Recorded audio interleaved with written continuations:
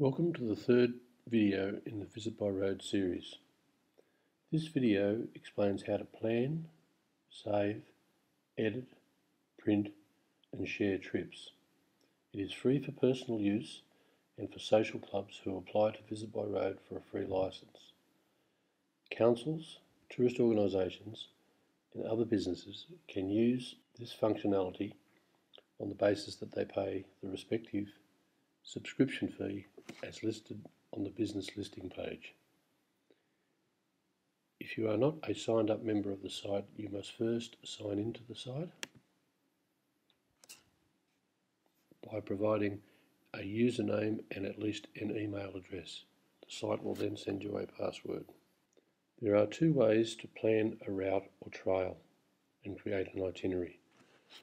The first one is to plan a route, and you do this by entering in the destinations on the route.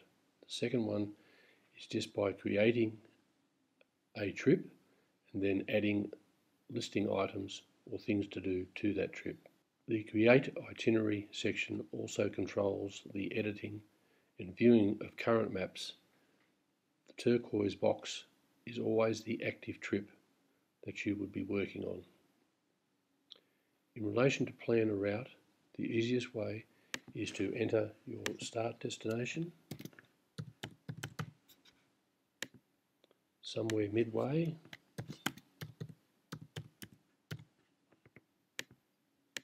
You can add up to 25 destinations.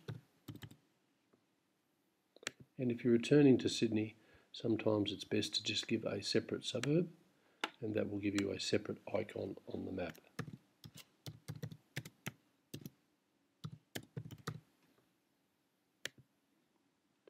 You can then filter the search or the area that you want to travel by indicating the distance from the route that you are prepared to travel. In this case, we'll say 50 kilometres.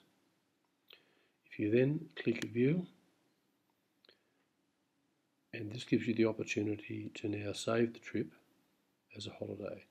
So if you click Save Trip and enter the name of the trip, click Save, click OK. This then saves the trip, and if you were not going to visit anything, you could leave the trip as is and then view it in the itinerary section. If you now wish to add things to do along the trip, you can literally explore the highway, and just by increasing the zoom, take it to the areas that you may be interested in viewing things or in fact stopping. Obviously, where areas are more tourist, there will be far more icons. You'll notice that the site clusters the icons, and the number of appearing on the icon is the number of facilities behind it. For instance, on this one, attractions, there are 5. You can also remember that if you wish to filter the events as to what is on when you're away, you can enter the dates of your trip. Here you'll see a group marker, and you may want to stop at Penrith Panthers for a cup of coffee. It will put an information box. You can either read more, or in fact you can just add that to your trip. Add the location to your trip. And again, you can go along the highway. You'll notice that the icons change, and the list of icons on the right hand side changes. See here, you can just add, as I say, click on lists, again, add that to your trip.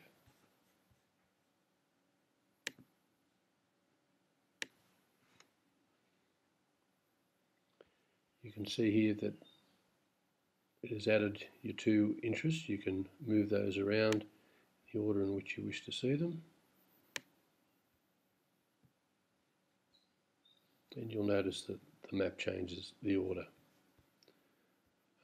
You can then decide to add your own destination, and this may be a wedding that you're attending or a conference.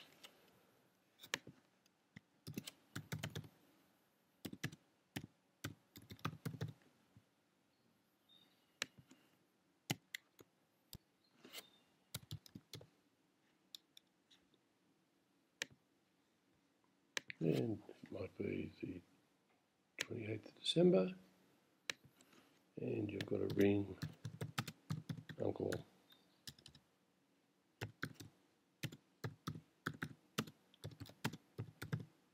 Revenue.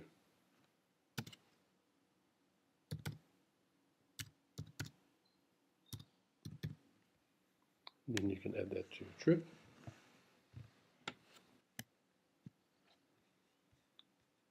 You will notice here you can then change that into where you would be attending. You can then decide to add some more experiences to the list.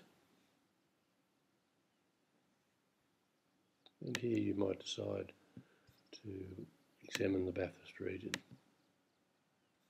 As you can see, the list on the right changed as in fact you enlarge the map and the icons start to spread out into their actual location.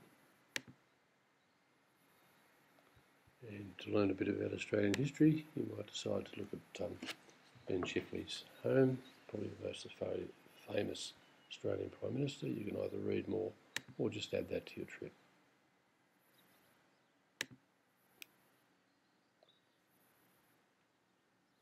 You can then go back in and view and edit your trip.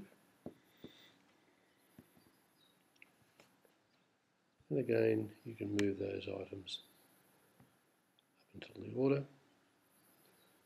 The itinerary is now ready to print. That itinerary is automatically saved and will be updated should any of the premises or listings leave. If you press the print button, you'll find this process will take a little bit of time because of the information that the site needs to gather. The site will now download the trip to your download file, and then you can save it to wherever you wish.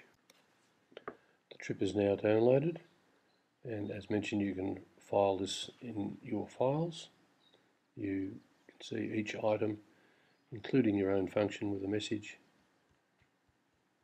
and the driving directions. Now, at any time, you can go in and edit that route. You can go into view and edit trips, or view active trip if that trip is in fact in the active box. The other method of creating a trip, if this is your first visit to or first trip to be named first trip, will be in the active box, and you can click on that. If you have already saved a trip, you can go to the box and click on create trip, blank out, and then enter the name of the trip that you intend to plan. And that trip will become the active trip. You can then just notice here the advertisements for the major accommodation, attraction and events, and again the list of the icons for the region. Bishop Court Estate, probably one of the best facilities and boutique facilities in Bathurst. The experience, because the Bishop's Court is listed on the site as a member, you can book that straight away, or you may just add that to your trip. Cancel out of that page, and you will notice in the turquoise box it'll add. You then can look at some other facilities that you wish to visit in the area, and again you might choose the Motor Racing Museum to have a look at, and again you could add that to your trip.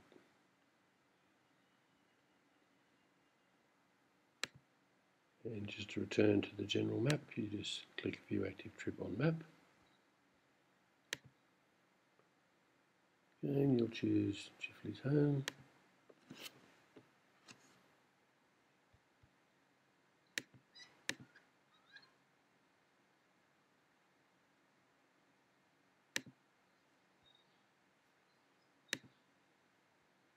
And you can again view and edit your trip.